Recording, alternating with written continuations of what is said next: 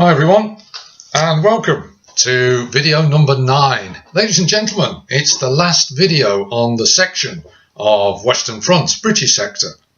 And in this video, divide it into 2 parts, ladies and gentlemen, tonight.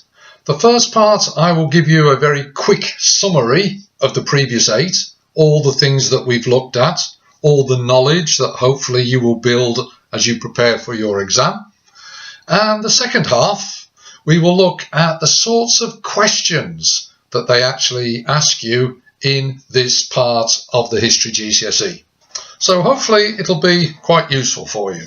Now, here we have one of my favourite hats, the German helmet at the start of World War I, the Pickle House. I'll come back to that later in the video. Now, the summary of what you actually need to know. 1914.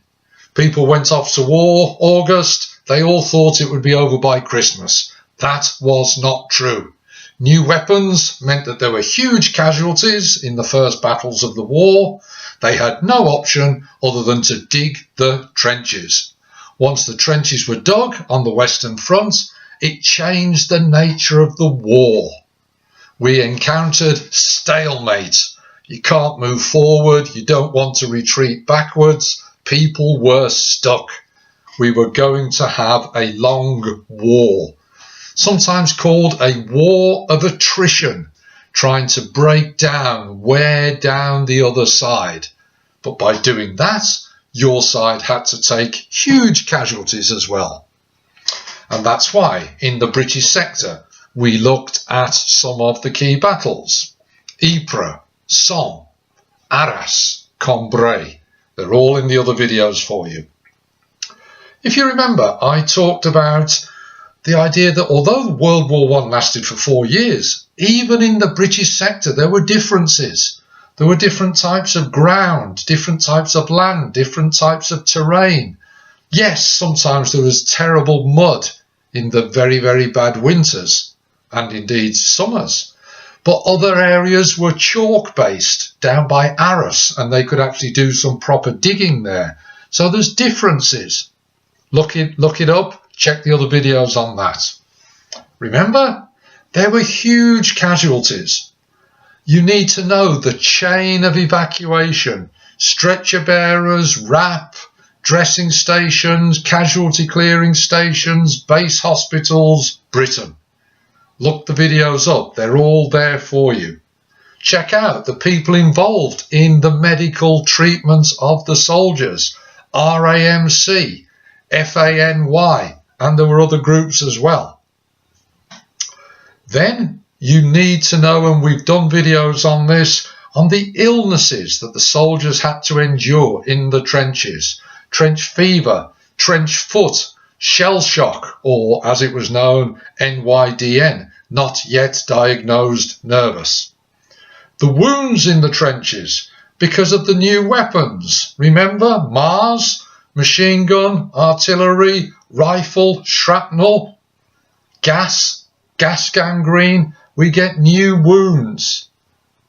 Because there are new wounds, there needed to be new treatments. Irrigation, washing away all of the infection. Deeper surgery, cutting further away. Delayed primary closure. The Thomas splints. If you remember, new types of helmet. The Brodie helmet. There it is.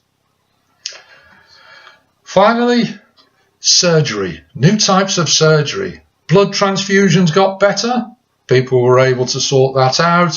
Mobile blood transfusion, no clotting, storage in refrigerations, blood banks, plastic surgery, brain surgery. They are the things that you need to know about. That's a very quick summary for you there, ladies and gentlemen. That's the knowledge. Now, what do you do when you've got this knowledge? Well, you prepare for the exam. You look at some of the questions. I'm sure your teachers will show you. Practice questions, questions from previous year's paper. Now, they ask you 3 types of question. The first one is very straightforward. Describe 2 features of and then they pick something. Describe 2 features. What do you have to do? Well, the first thing you have to do is not waste time. Keep this one short, sharp, and simple. That's what you've got to do. It's worth 4 marks. You've got to describe 2 features. 2 sentences for each feature, ladies and gentlemen. Let's have an example. Describe 2 features, 2 key features of how they tried to reduce the risk of trench foot. Right, here we go.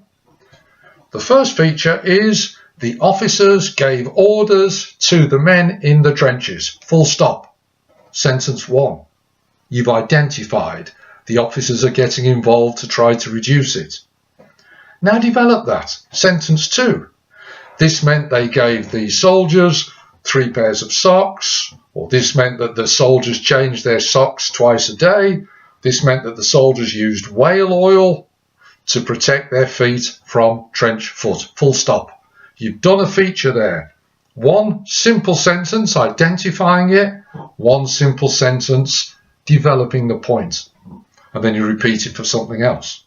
It could be about the casualty clearing station, or the RAP, or the gas, the poison. 1 simple sentence, 1 developed sentence, then move on. Do not waste time on that. 2 key features, 4 sentences, 4 marks. Question number 2. Slightly more difficult, so it's worth more marks. 8. You would need to write more. You'd need to spend more time on this. Question 2. They give you 2 sources of evidence, source A and source B. And they'll say something like, how useful are source A and source B for showing us, and then whatever they're about. Use both sources and your own knowledge. Now, what are you going to do here? Well, if you listen carefully to what I say, you won't get in a pickle. How's about that for getting good marks? Pickle, house. Sorry, terrible joke. Absolutely awful. Let's get the proper helmet on, the Brody helmet. That's better. Now, so question 2. Source A and source B, how useful are they? Well, when I was a child growing up, one of my favourite cartoons, Top Cats, the most effectual boss cats, whose intellectual close friends get to call him TC, providing it with dignity. Top Cat. Now, what am I on about? For question 2, it's not Top Cat, it's Nop Cat. If you can remember that, Nop Cat, then you're on your way to getting top marks. Nop Cat. Now, what do I mean by that? Nop. N-O-P. When you are writing about source A and source B, you need to write sentences about N, O, and P. Now I'm going to show you what they stand for. Before we get to that, if they say how useful are sources A and B, here's a little tip. They will be useful. The examiner, he or she, will not have put in 2 sources that are useless. So you do need to spend time showing the examiner or the marker how they are useful. And for that, you write a sentence about N, a sentence about O, and a sentence about P. N-O-P. Nature, N stands for nature. What type of source is it? Is it a letter? Is it from a diary? Is it from a newspaper? Is it propaganda? Is it a poster? Okay, what actually is it? Is it a government report to the Prime Minister or something like that? You have to write about, say what it is, and then say why that might make it useful. Is it a letter, therefore just writing home? Somebody might tell the truth, or they might lie so their family isn't worried. So N, nature, what type of source is it? mention that in your answer. O stands for origin. Who produced the source? Is it just one soldier in one part of the trench? He can't possibly know what's happening in the rest of the battlefield. Or is it a general? Or is it a journalist? Or is it a doctor or a nurse? How would that affect the usefulness of the source? O for origin. P, purpose. Why has the source of evidence been produced? Does that affect its reliability? Is it for a politician? Is it a newspaper? Propaganda? Is it one-sided? Is it biased?